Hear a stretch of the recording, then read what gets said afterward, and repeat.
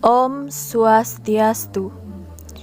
Umat sedharma yang berbahagia, mudah-mudahan dalam keadaan sehat selalu dan dalam lindungan Ida Sang Hyang Widiwasa.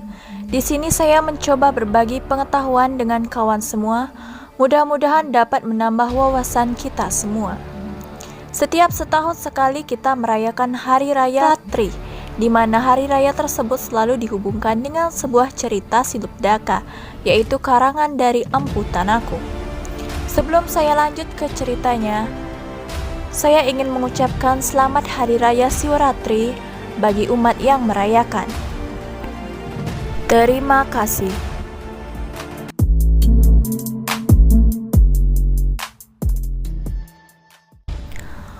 Lubdaka adalah seorang pemburu binatang yang memakan dan menjual daging hasil buruannya untuk menafkahi keluarganya.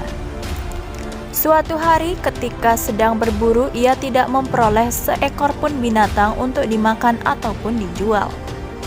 Tanpa pantang menyerah, ia terus berburu hingga ke tengah hutan. Karena sampai larut malam, akhirnya ia bermalaman di hutan. Ketakutannya terhadap binatang buas membuatnya memanjat pohon bilwa untuk tempat tidurnya. Di bawah pohon bilwa terdapat air telaga yang jernih dengan sebuah pelinggih dan lingga. Perlahan Lubdaka memanjat pohon itu, kemudian bersandar di atasnya dan berusaha untuk tidur. Meskipun ia sangat mengantuk, ia tidak berani tidur karena dia takut terjatuh dan dimakan binatang buas. Untuk menghilangkan rasa mengantuknya, ia memetik daun-daun pohon bilwa dan menjatuhkannya ke bawah, sehingga mengenai lingga yang ada di bawahnya. Lubdaka sendiri tidak menyadari bahwa malam itu adalah malam Siwalatri, di mana Dewa Siwa tengah melakukan yoga. Ketika ia sedang memetik daun bilwa, ia teringat dengan masa lalunya yang selalu memburu binatang. Lubdaka mulai menyesali segala perbuatan jahat yang pernah dilakukannya sepanjang hidupnya, baik yang disengaja maupun tidak disengaja. Di atas pohon bila itu, hatinya bertekad untuk berhenti bekerja sebagai pemburu. Waktu terasa sangat cepat, ia terus membayangkan masa lalunya hingga matahari terbit. Itu menggambarkan bahwa dosa-dosa yang pernah dilakukannya sudah terlalu banyak dan tidak bisa diingatnya satu persatu lagi dalam waktu satu malam. Karena sudah pagi, ia berkemas-kemas pulang ke rumahnya. Sejak hari itu, Lubdaka beralih pekerjaan sebagai petani. Tapi, petani tidak memberinya banyak kegesitan gerak, sehingga tubuhnya mulai kaku dan sakit. Sakitnya bertambah parah dari hari ke hari, hingga akhirnya hal ini membuat Lubdaka meninggal dunia. Roh Lubdaka setelah lepas dari jasadnya melayang-layang di angkasa. Roh Lubdaka bingung tidak tahu jalan harus kemana. Pasukan Cikrabala kemudian datang hendak membawanya ke kawah Candragomuka yang berada di neraka. Di saat itulah Dewa Siwa datang mencegah pasukan Cikrabala membawa roh Lubdaka ke kawah Candragomuka.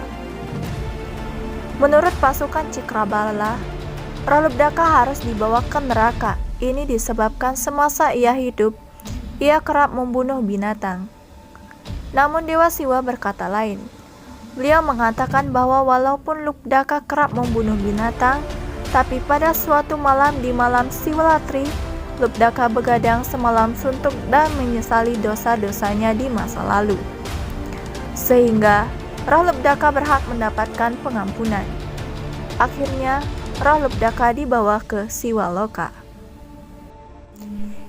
Itulah cerita tentang Lubdaka, di mana cerita itu penuh makna dan arti. Seperti yang dikatakan Empu Tanakung bahwa kita selayaknya dalam hidup ini selalu amatur tutur panehayu, yang artinya berusaha memutar kesadaran dengan cara yang tepat. Salah satunya adalah menjalankan Brata Siwaratri ini. Dari cerita di atas dapat kita simpulkan bahwa Lubdaka adalah manusia biasa yang penuh dosa papa, mampu dengan secara kebetulan menjalankan ajaran memuja Siwa di hari yang ratri, yaitu Panglongping 14 yang mana itu merupakan hari pemujaan Siwa. Maka segala dosa yang pernah diperbuat mendapat pengampunan. Artinya dosa-dosanya itu menjadi berkurang karena perbuatan yang baik di saat yang tepat. Demikian ulasan dari saya, mudah-mudahan kita dapat menambah wawasan kita bahwa cerita Lubdaka bukan hanya cerita dongeng belaka, tapi kisah yang sangat luar biasa dan penuh makna. Berikut ini adalah ulasan tentang makna dari semua simbol dari cerita Lubdaka.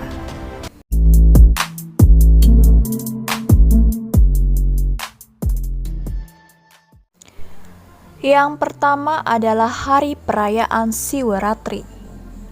Siwaratri yang datang setahun sekali, yaitu pada hari 14 paruh gelap malam Maha Palguna, Januari sampai Februari.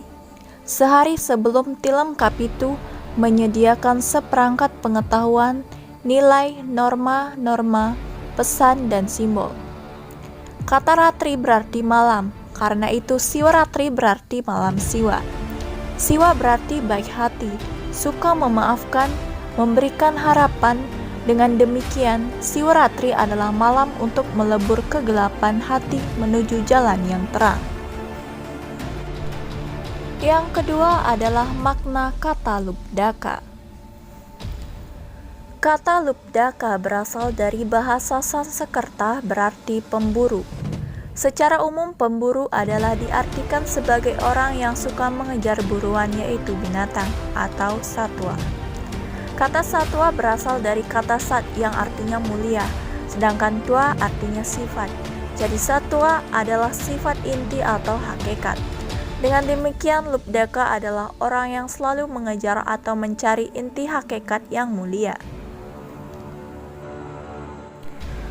Yang ketiga adalah tempat tinggal Lubdaka.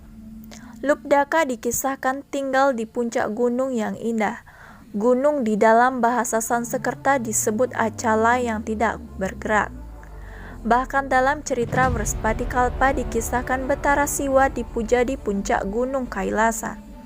Jadi tempat tinggal Lubdaka di puncak gunung dapat diartikan bahwa ia adalah orang yang taat dan tekun memuja Siwa atau Siwalingga, atau yang sering disebut sebagai seorang yogi.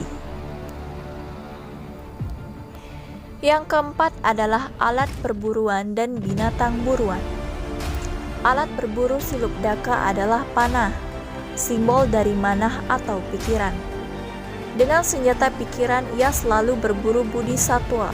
Agar ia mendapatkan budi satwa, mesti ia mengendalikan indrianya atau melupakan bekal makanan. Binatang yang diburu oleh Lubdaka adalah gajah, badak, dan babi hutan. Dalam bahasa Sanskerta, gajah berarti asti, simbolis, dan astiti bakti. Sedangkan badak sama dengan warak bermakna tujuan, sedangkan babi hutan atau waraha mengandung makna waranugraha. Dengan demikian, ketiga binatang buruan tersebut mengandung makna bahwa Lubdaka dengan pikirannya yang dijiwai oleh budi satwam senantiasa melakukan perbuatan-perbuatan yang didasari oleh astiti bakti dengan tujuan mendapatkan waranugraha dari ide yang widiwasa. Yang kelima, berangkat berburu pada Panglongping 14. Hari ke-14 paruh terang di bulan Maga ini si Lubdaka tumben sial, tidak mendapatkan binatang. Ini adalah waktu kosmis yang tepat untuk melakukan laku spiritual. Bulan dikatakan memiliki 16 skala. Kekuatan duniawi ini simbolik dari 1 plus 6 sama dengan 7, yaitu Sapta Timira. Pada hari ke-14 para simbol 1 plus 4 sama dengan 5, melambangkan panca indera. Jadi pada Panglongping 14 terang ini telah kehilangan 14 kala, dan saat itu hanya masih tinggal 2 kala, yakni raga atau ego dan kama atau nafsu. Jadi jika kedua kala tadi mampu kita kalahkan, maka di sana Siwa akan memberinya rahmat. Yang keenam, pagi hari memakai pakaian hitam kebiruan. Hitam adalah lambang keberanian dan keperkasaan. Pagi hari disebut Brahman Muhurta. hari Brahman, waktu yang baik untuk melakukan olah spiritual atau memuja Tuhan. Yang ketujuh, berjalan sendirian. Pemberani hanya orang yang tidak mengenal atau mampu mengatasi rasa takut yang berani sendirian masuk hutan lebat. Simbolik dari mengikuti jalan yang disebut Nirvati Marga, jalan spiritual bagi seorang pertapa atau jenanin. Dalam makna berangkat sendirian, maka tidak ada teman bicara itu berarti monabrata atau tidak bicara. Yang kedelapan adalah menuju arah timur laut. Menuju kiblat suci merupakan sandi dari kiblat utara simbol ratri atau malam, gelap, hitam dengan kiblat timur simbol siwa atau iswara, siang, putih, terang. Simbolik paham sakti dengan paham siwa. Yang kesembilan adalah selama perjalanan banyak menemukan tempat suci yang rusak.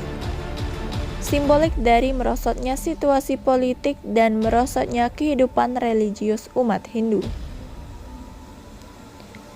Yang ke-10, tidak seekor binatang pun didapatkan. Binatang simbol dari ego. Sifat binatang itu tidak lagi ditemukan pada diri sang pertapa. Artinya pertapa telah berhasil mengalahkan keakuannya dan rasikannya. Yang ke-11, tidak terasa senja pun tiba. Simbol dari daya konsentrasinya kuat. Vivekananda mengatakan bahwa semakin banyak waktu yang terlewatkan tanpa kita perhatikan, semakin berhasil kita dalam konsentrasi. Ketika yang lampau dan sekarang berdiam menjadi satu, berarti saat itulah pikiran memusat. Dia kala adalah hari sandi antara terang dan gelap yang menyebabkan kenyataan menjadi tidak jelas. Oleh karena seorang pertapa harus lebih awas dengan meningkatkan spiritualnya.